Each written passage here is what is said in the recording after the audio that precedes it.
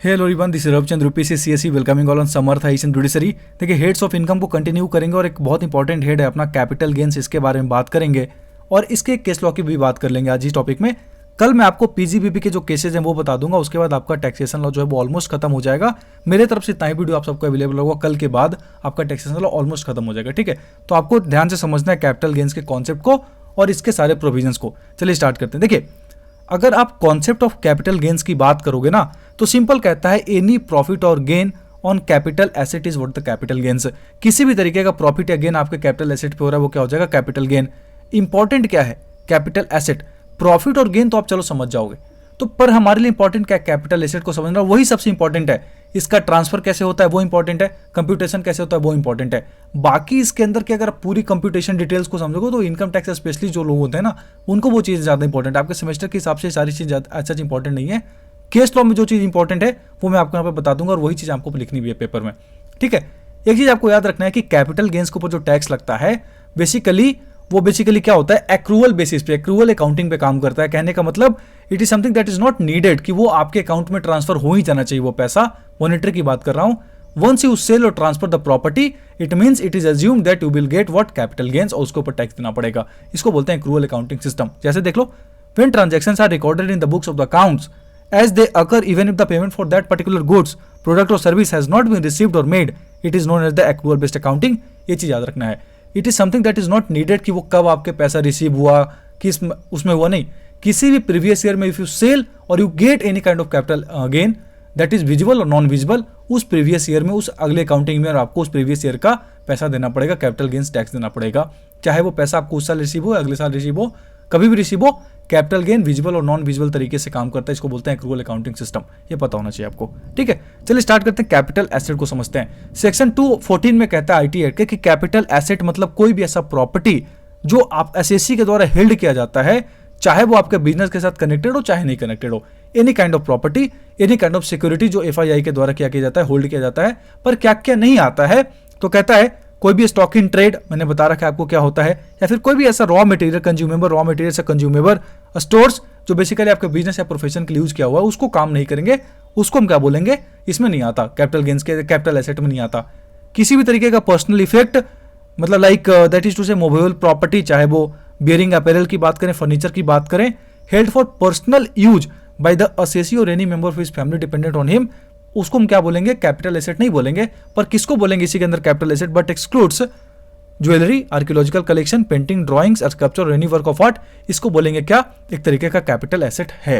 Explanation देख लो, कहता है for the purpose of this class jewellery मतलब किसी भी तरीके का ऑर्नामेंट जो किसका बना हो, गोल्ड का, सिल्वर का, प्लेटिनम का और एनी अदर प्रीसियस मेटल और any alloy containing one or more of such precious metals, whether or not containing any precious or semi precious stone, and whether or not bud or sewn into any wearing apparel, इसको क्या बोलेंगे, jewellery के अंदर लाते हैं। इसको definition में दिया हुआ है, प्रीशियस और semi precious stones, whether not set in any furniture, utensil और अदर आर्टिकल और वर्कड और sewn into wearing apparel, इसको क्या बोलेंगे, एक तरीके का हम ज्वेलरी बोलेंगे। ठीक है, हाँ कहता है कि एग्रीकल्चर लैंड भी नहीं आता कैपिटल एसेट में, बट वो लैंड जो है वो अगर वो इन एरियाज में सिचुएटेड नहीं है तब, अगर इन एरियाज में सिचुएटेड है तब तो उसको बोलेंगे क्या, कि कैपिटल एसेट है। जैसे in any area which is comprised with in the jurisdiction of A municipality, चाहे म्युनिसिपैलिटी बोलो, कंटेनमेंट बोर्ड बोलो, कुछ भी बोलो, and which has population of not less than 10,000, 10,000 से कम आबादी वाले एरिया में जहाँ पे म्युनिसिपैलिटी एग्जिस्ट करती है, अगर वहाँ पे आपका लैंड है तो उसको बोलेंगे एक तरीके का एग्रीकल्चर लैंड, जिसके ऊपर कैपिटल एसेट माना जाएगा। यूजुअली कैपिटल एसेट किसको नहीं माना जाता, एग्रीकल्चर लैंड को, not being situated in what, जो भी मैं आपको बता रहा हूँ। ये 10,000 से अगर कम पॉपुलेशन है तो यहाँ, 10,000 से ज़्यादा है, मान लो 10,000 से ज़्यादा 1 लाख से कम है तो 2 kilometre of that particular municipality area में नहीं आना चाहिए। फिर 6 किलोमीटर म्यूनिसिपैलिटी एरिया में नहीं आना चाहिए। 1 लाख से ऊपर है, 10 लाख से कम है तो, 10 लाख से ऊपर है तो उसको बोलेंगे 8 किलोमीटर के अंदर में नहीं आना चाहिए। अगर आ रहा है तो उसको हम क्या बोल सकते हैं, एक तरीके का agriculture land being taxable as a want capital asset. Capital asset मान के उसके ऊपर कैपिटल गेन टैक्स लगता है। आगे चलते हैं। देखिए, gold, silver and bars used for puja, puja जो आप लोग थाली पूजा की बात कर रहा हूं मैं, वो जो आरती करते हैं ना हम लोग, बर हेल्ड एज कैपिटल एसेट, उसको कैपिटल एसेट माना जाता है। Tenancy is a capital asset, देखो इसके ऊपर पहले ताकि टेनेंसी नहीं माना जाता था, बाद में tenancy is a capital asset. In order to qualify for agriculture land in India, it must be agriculture land at the time of sale. Sale के समय पर एग्रीकल्चर लैंड होना चाहिए। अगर आप चाहते हो कि कैपिटल एसेट ना लगे तो it must B agricultural land. और एग्रीकल्चरल लैंड क्या होता है, बेसिक ऑपरेशन और सब्सिक्वेंट ऑपरेशन मैंने तमाम चीज़ें आपको एग्रीकल्चर इनकम वाले टॉपिक में पढ़ा रखा है, ठीक है। एक क्वेश्चन बता रहा हूँ, आप बताओ इसका आंसर क्या होगा, सोचो एक मिनट, अभी इसी के ऊपर डिस्कस करेंगे। दैट क्वेश्चन कहता है कि whether the incidence of tax लगने की जो क्षमता है लगाएंगे हम लोग under the head capital gains depends upon duration of capital asset being held by an assessee और नॉट। एक्सप्लेन करो कि क्या एसएसी ने उस कैपिटल एसेट को कितने समय तक अपने पास रखा है, ये मैटर करेगा कि नहीं जब हम टैक्स इंसिडेंस की बात करते हैं कैपिटल गेन्स के अंदर, बताओ। अब इसका आंसर मिलेगा आपको इनकम टैक्स एक्ट के डायरेक्ट पीडीएफ के वेबसाइट से, या फिर उसके वेबसाइट से मैंने पीडीएफ निकाला, वहां से देखते हैं। कहता है आपको याद रखना है, बिल्कुल डिपेंड करता है, एक होता है शॉर्ट टर्म कैपिटल एसेट, एक होता है लॉन्ग टर्म कैपिटल एसेट। कहने का मतलब जितने समय तक आपने उसको होल्ड किया ना कैपिटल एसेट को, उसके ऊपर मान लो आप ट्रांसफर करते हो, सेल करते हो, अभी मैं बताऊंगा सेक्शन 247 ट्रांसफर क्या होता है, तो उसको बोलते हैं शॉर्ट टर्म कैपिटल एसेट या लॉन्ग टर्म कैपिटल एसेट। उसके कंप्यूटेशन मेथड सेम ही होंगे, बस चार्ज थोड़े से कॉन्सेप्ट अलग हो जाते हैं उसमें, ठीक है। आगे कहता हूं, समझना क्या इंपॉर्टेंट हमारे लिए शॉर्ट टर्म कैपिटल एसेट और लॉन्ग टर्म कैपिटल एसेट, समझिए। कहता है any capital asset held by the tax payer for a period of not more than 36 months यानी 3 साल immediately preceding the date of its transfer will be treated as short term capital asset. 36 महीने से ज्यादा है तो long term capital asset.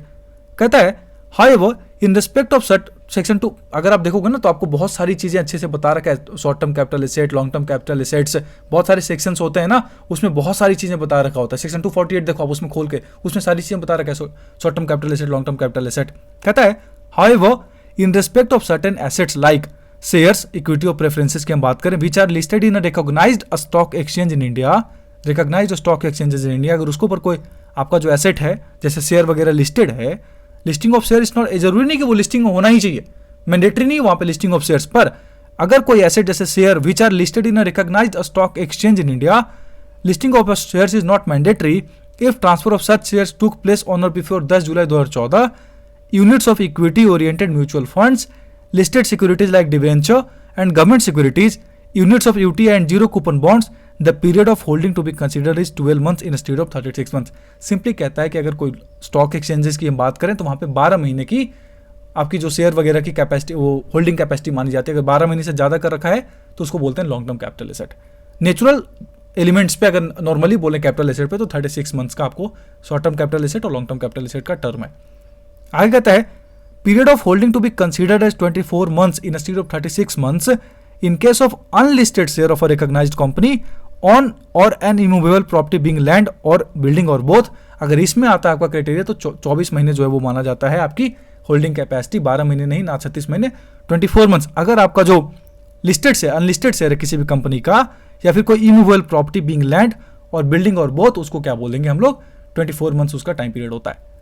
ये आपको याद रखना है। अगर यहाँ पे ये सारी चीजें जब ज्यादा हो जाएंगी तो लॉन्ग टर्म कैपिटल गेन हो जाएगा। ये लॉन्ग टर्म कैपिटल एसेट का डेफिनेशन हुआ। अब इसके ऊपर जो गेन आएगा उसको क्या बोलेंगे, short term capital gain, long term capital gain. ये आपको याद हो गया, इतना याद रखना है आपको। अब देखो reason for bifurcation of capital gains into long term and short term, income tax कहती है income tax department, the taxability of capital gains depends on the nature of gain, that is whether short term और long term. Hence to determine the taxability capital gains to be classified into short term and long term, in other words the tax rates for long term capital gain and short term capital gains are different. उनका जो tax rate होता है वो क्या होता है, अलग अलग होता है। तो कंप्यूटेशन देखो कैसे होता है शॉर्ट टर्म कैपिटल गेन्स में, अगर आप सेक्शन 48 देखोगे तो उसमें बताया हुआ है कि computation of short term capital gains कैसे होता है। सिंपल याद रखो, ये एकदम याद रखना इस चीज को। कैसे करेंगे, फुल वैल्यू ऑफ कंसिडरेशन, कहने का मतलब sales value of the asset, वो एसेट की सेल वैल्यू कितनी है अभी बताऊंगा, वो आपको दिमाग में रखना है। उसमें से माइनस करना है expenditure incurred Holi and exclusively in connection with transfer of capital asset. Transfer करने में अगर कोई एक्सपेंडिचर होता है जैसे ब्रोकरेज कमीशन, उसको माइनस कर दिए तो नेट सेल कमीशन निकल गया। दोनों को माइनस करने के बाद इनमें से इसको माइनस किया तो नेट सेल आ गया। फिर उसमें से माइनस करेंगे कॉस्ट ऑफ एक्विजिशन, मान लो कुछ परचेज प्राइस जो था आपका उसको माइनस करोगे, एंड कॉस्ट ऑफ इंप्रूवमेंट जो आपने मान लो सर्विसिंग वगैरह कुछ कराई, ऐसी पोस्ट परचेज कैपिटल एक्सपेंसेस हुआ तो उसको माइनस कर देंगे, तो टोटल कितना हो जाएगा शॉर्ट टर्म कैपिटल गेन्स। इसके ऊपर टैक्स लगेगा, उसको बोलेंगे short term capital gains tax. आगे देख लो, एक एग्जांपल देता हूं। Mister Kaushal is a salaried employee in the month of December 2021 he purchased gold birth rupees 8,40,000 and sold the same in August 2022 for 9 lakh रुपए। 8,40,000 में खरीदा इन्होंने, 9 लाख में बेच दिया। देखो 36 महीने के अंदर है या 24 महीने के अंदर है, 12 महीने के अंदर है, कितने दिन के अंदर है, obviously short term capital gain हुआ, इनका शॉर्ट टर्म कैपिटल एसेट हुआ। अब बताओ इनको 10,000 रुपया ब्रोकरेज देना पड़ा बेचते समय, तो कितना इनका अमाउंट टैक्सेबल होगा, इंपॉर्टेंट है। तो पहले तो शॉर्ट टर्म देख लिए, शॉर्ट टर्म है। अब इनको शॉर्ट टर्म के लिए कंसिडरेशन देखो कैसे होगा। फुल वैल्यू ऑफ कंसिडरेशन देख लिया कितना, 9 लाख। 10,000 इन्होंने माइनस किया ब्रोकरेज, 8,90,000। इसमें से माइनस कर दो कॉस्ट ऑफ एक्विजिशन, 8,40,000 में खरीदा था इन्होंने। उसके बाद इनको कोई खर्च हुई नहीं, कॉस्ट ऑफ इंप्रूवमेंट कुछ लगा नहीं, तो 50,000 रुपया इनका क्या हुआ, शॉर्ट टर्म कैपिटल गेंस। इसके ऊपर इनका टैक्स लग जाएगा, short term capital gains tax. Similar provision for long term capital gains tax, ठीक है, उनका रेट अलग होता है। अब सेक्शन 247 में ट्रांसफर को समझिए क्या होता है। Transfer in relation to capital asset includes the sale, exchange और रिलिंक्विशमेंट ऑफ द एसेट। मैंने रिलिंक्विशमेंट डीड आपको पढ़ाया था डीपीसी में। अगर सेल कर दिया प्रॉपर्टी को, एक्सचेंज कर दिया प्रॉपर्टी को, या रिलिंक्विशमेंट ऑफ द एसेट कर दिया आपने, तो उसको क्या बोलेंगे, ट्रांसफर। या the extinguishment of any rights therein और the compulsory acquisition thereof under any law. Compulsory acquisition भी ट्रांसफर है। In a case where the asset is converted by the owner thereof into or is treated by him as a stock in trade or what of a business carried on by him, such conversion or treatment is what the transfer. The maturity or redemption of a zero coupon bond, any transaction involving the allowing of the possession of any movable property to be taken or retained in part the performance of a contract of the nature referred to in section 53 of the Transfer of Property Act. ये सारी चीजें मोटा मोटी जो मैं आपको बता रहा हूँ ना, वो याद रखना है। इसके डिटेल्ड में जाओगे तो बहुत सारी चीजें हैं ट्रांसफर का, 4 पेज तो आपको सिर्फ ट्रांसफर पढ़ना है। सो हमारे जो इंपॉर्टेंट वो आपको इतना याद रखना है, जो आपके पेपर में आएगा वो लिखना भी इतना ही है। सेक्शन 247 में जो आपको कहता है, सेक्शन 247 ऑफ द ट्रांसफर में डेफिनेशन दिया हुआ है क्या, किसी भी सेल या एक्सचेंज, रिलिंक्विशमेंट ऑफ द एसेट क्या हो गया, transfer. Extinguishment of any rights, आपने अपनी राइट सेटल कर दी, वो भी हो गया एक तरीके का। Compulsory acquisition thereof under any law, वो भी एक तरीके का ट्रांसफर है। कोई ऐसा केस जहां पे एसेट को आपने कन्वर्ट किया या ट्रीट किया, stock in trade of a business carried on by him, उस कन्वर्जन इंस्ट्रूमेंट को क्या बोलेंगे, तरीके का ट्रांसफर बोलेंगे। द मैच्योरिटी और redemption of a zero coupon bond एक तरीके का क्या है, transfer under section 247 of the IT act. इतना आपको याद रखना है। आगे देख लेते हैं क्या है, और भी चीजें लिखी हुई है, देखो इसको पॉज करके पढ़ना आप। Any transaction whether by way of becoming a member of और acquiring shares of cooperative society, company or other association of persons or by way of any agreement or any arrangement or in any other manner whatsoever which has the effect of transferring or enabling the enjoyment of any movable property, इसको क्या बोलेंगे, एक तरीके का transfer of that capital asset under section 247 of the IT act. इतनी सारी चीजें आपको याद रखनी है, pause it and read it, ठीक है। आगे चलते हैं। सेक्शन 45 में कैपिटल गेन्स का मतलब दिया हुआ है। कहता है एनी प्रॉफिट और gains arising from the transfer of a capital asset affected in previous year, उस प्रीवियस ईयर में इफेक्ट में आना चाहिए वो कैपिटल एसेट का ट्रांसफर कहता है। Transfer of a capital asset, मैं पहले ही बोला एक्रूअल बेसिस पे काम करता है। ट्रांसफर में सेल हो गया, it something that is not written, कि वो पैसा आपके अकाउंट में ट्रांसफर होनी जाना चाहिए। नॉन विजिबल, इसी को बोलते हैं नॉन विजिबल कैपिटल गेन, एक तरीके का हुआ आपको अपने कैपिटल एसेट के ऊपर। कहता है save as otherwise provided in following sections be chargeable to income tax under the head of the capital gains and shall be deemed to be the income of the previous year in which the transfer took place।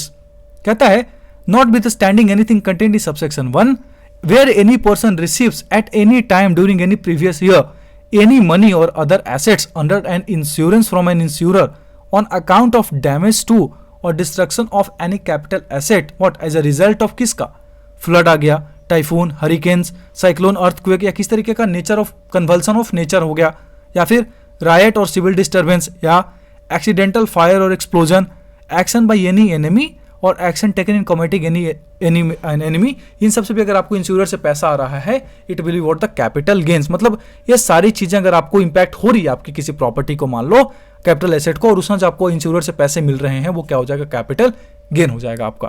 कहता है then any profit और gains arising from receipt of such money और other asset shall be chargeable to income tax under the head capital gains and shall be deemed to be the income of such person of the previous year in which the such money or other asset was received and for the purposes of section 48, for section 48 में क्या है, computation, उसके लिए value of any money or the fair market of that fair market value of that asset on the date of such receipt shall be deemed to be the full value of the consideration received or accruing as a result of the transfer of such capital asset।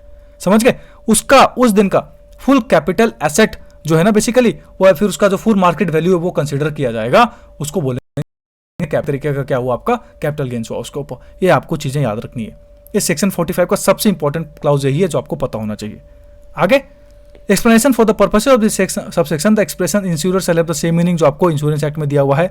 बाकी सारी चीजों को आप आराम से pause करो, पढ़ो, इसमें से जो काम का था वो मैंने आपको बता दिया। बहुत सारे कैपिटल गेन्स के अंदर चीजें लिखी हुई है, मैं आपको आराम आराम से एक एक चीज दिखा देता हूँ, एक स्लाइड्स। आपको जो काम का था वो पहला यूनिट था, पहला ही क्लाउज था, सेक्शन 45 का जो क्लाउज था ना आगे का, वो सबसे काम की चीज थी, उसी में काम आएगा। आपको सेक्शन 46 काम से वेराइट खोलना इसको और समझना, आपको सेक्शन 46 में समझाता हूं वो काम का है। आपका केस लॉ भी इसी से रिलेटेड है। कहता है section 46 capital gains on distribution of assets by companies in liquidation. कोई कंपनी लिक्विडेशन में, वहां से आपके डिस्ट्रीब्यूशन ऑफ एसेट्स से कोई कैपिटल गेन हुआ तो क्या लगेगा। कहता है notwithstanding anything contained in section where the assets of a company are distributed to its share holder on its liquidation, such distribution shall not be regarded as a transfer by the company for the purposes of section 45।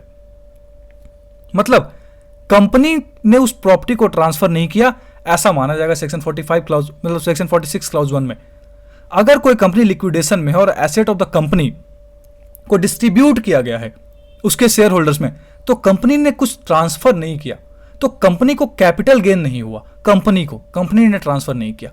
पर इसी का clause 2 कहता है where a share holder on the liquidation of a company receives any money or other assets from the company, he shall be chargeable to income tax under the head capital gains in respect of the money so received or the market value of the other assets on the date of distribution as received reduced by the amount assessed as divided within the meaning of subclause C of clause 22 of the section 2 and the sum so arrived for the full consideration of section 48।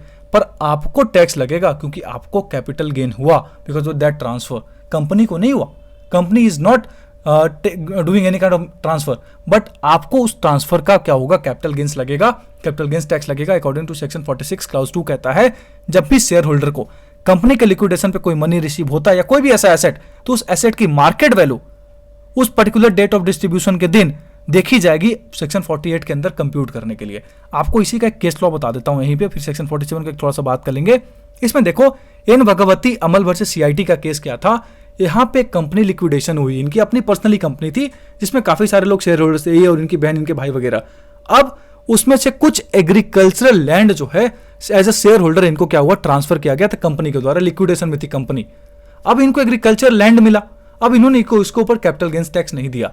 बाद में आ गए income tax वाले को इन्होंने कहा कि sir वो तो एग्रीकल्चर लैंड है ना, और एग्रीकल्चर लैंड तो फ्री है, जो मैंने आपको सेक्शन 2 अभी आपको बताया था कैपिटल गेन्स का, ध्यान से देखो ना, सेक्शन 214 में मैंने आपको कैपिटल एसेट का डेफिनेशन बताया। एक बार वापस दिखाता हूं आपको, देखो यहां देखो सेक्शन 2 ऑफ द 14 देखो, एग्रीकल्चर लैंड इन इंडिया क्या है, फ्री है, यहां पे तो टैक्स नहीं देना पड़ेगा आपको। इन्होंने कहा सर हमें तो कैपिटल एसेट माना गया ना, वो तो कैपिटल एसेट तो एग्रीकल्चर लैंड है, तो वो तो फ्री है। पर सेक्शन 46 का क्लाउज 2 कह रहे थे, जो भी इनके आए थे टैक्स के लिए, जो टैक्सेशन अथॉरिटीज थे वो कह रहे थे मैम सेक्शन 46 का क्लाउज 2 भी तो पढ़ो। तो हाईकोर्ट ने बेसिकली रेवेन्यू वाले की तरफ ही दिया था, इनको सीआईटी को सपोर्ट किया था, पर सुप्रीम कोर्ट गया, सुप्रीम कोर्ट ने इस अपील को डिसमिस किया, यह कहते हुए कि सेक्शन 46 का क्लाउज 2 कहता है साफ साफ कि जब भी शेयर होल्डर को कोई भी एसेट रिसीव होता है, कंपनी का लिक्विडेशन में है, तो उसको कैपिटल गेन माना जाएगा, कैपिटल एसेट माना जाएगा, उसके ऊपर कैपिटल गेन माना जाएगा और उसके ऊपर कैपिटल गेन्स टैक्स देना पड़ेगा आपको। तो आप इस बात से बिल्कुल ताल्लुक, मतलब कोई मतलब नहीं कि सेक्शन 2 ऑफ द 14 में क्या कहता है एग्रीकल्चर लैंड का। If the company is under liquidation और any kind of it is being received by the shareholders under section 46 class 2, आपको उसके ऊपर टैक्स देना पड़ेगा। या फिर कोई और एसेट है तो उसकी मार्केटिंग आपको टैक्स देना पड़ेगा। सेक्शन 46 क्लास 2 ये कहता है, और यही बात इस केस में थी। सेक्शन 2 ऑफ द 14 मतलब सेक्शन 214 और सेक्शन 46 क्लास 2 ये बातें इंपॉर्टेंट थी जो डिस्कशन में थी। तो सेक्शन 46 क्लास 2 अपहील्ड हुआ सुप्रीम कोर्ट के द्वारा, ये बातें आपको पता होनी चाहिए। सेक्शन 47 में देख लो, transactions not regarded as transfer, किसको ट्रांसफर नहीं माना जाएगा। Nothing contained in section 45 shall apply to the following transaction. Section 45 में कैपिटल गेन्स का डेफिनेशन था, वो नहीं माना जाएगा अगर ये ट्रांसफर को ट्रांसफर ही नहीं माना जाएगा। मतलब कहने का मतलब कि इन सारे ट्रांसफर्स को ना, या फिर इन ट्रांजैक्शंस को ट्रांसफर नहीं माना जाता सेक्शन 47 के अंदर, इसलिए कैपिटल गेन्स का जो कॉन्सेप्ट है यहाँ पे लागू नहीं होगा। कौन कौन, any distribution of capital asset on the total और partial partition of Hindu undivided family, इसको ट्रांसफर नहीं माना जाएगा। Any transfer of capital asset under a gift और बिल और एनी इरिवोकेबल ट्रस्ट, केवल प्रोनाउंसिएशन बड़ा सडनली आ जाता है। Provided that this clause shall not apply to transfer under a gift or an irrevocable trust of a capital asset being shares, debenture or warrants allotted by a company directly or indirectly to its employee under whatever things that is written. Any transfer of a capital asset by the company to its subsidiary company, if the parent company और its nominee hold the whole of the share capital of the subsidiary company and the subsidiary company is an Indian company, तो इसको transfer नहीं माना जाएगा। Transfer नहीं माना गया तो इसके ऊपर कैपिटल गेंस का कॉन्सेप्ट ही नहीं लगेगा, क्योंकि कैपिटल गेंस का तो कॉन्सेप्ट ट्रांसफर के ऊपर लगता है ना। There must be transfer. अगर आपसे कोई पूछे, अगर आपको स्टेप्स लिखना है ना, तो हमेशा याद रखना कैपिटल गेंस में सबसे इंपॉर्टेंट क्या है, तो पहले कैपिटल एसेट हो, उस कैपिटल एसेट का ट्रांसफर होना चाहिए। और उसके बाद देखो कि शॉर्ट टर्म है कि लॉन्ग टर्म है। शॉर्ट टर्म है तो short term capital gains tax लगेगा, लॉन्ग टर्म है तो long term capital gains tax लगेगा। तो इंपॉर्टेंट क्या है, ट्रांसफर होना चाहिए किसका, कैपिटल एसेट का, शॉर्ट टर्म हो चाहे लॉन्ग टर्म हो, तो कैपिटल गेंस का कॉन्सेप्ट लगेगा वहां पे। Any transfer of a capital asset by the subsidiary company to a holding company if the whole of the share capital of the subsidiary company is held by the holding company और the holding company is an Indian company, इसको transactions को transfer ही नहीं माना जाता।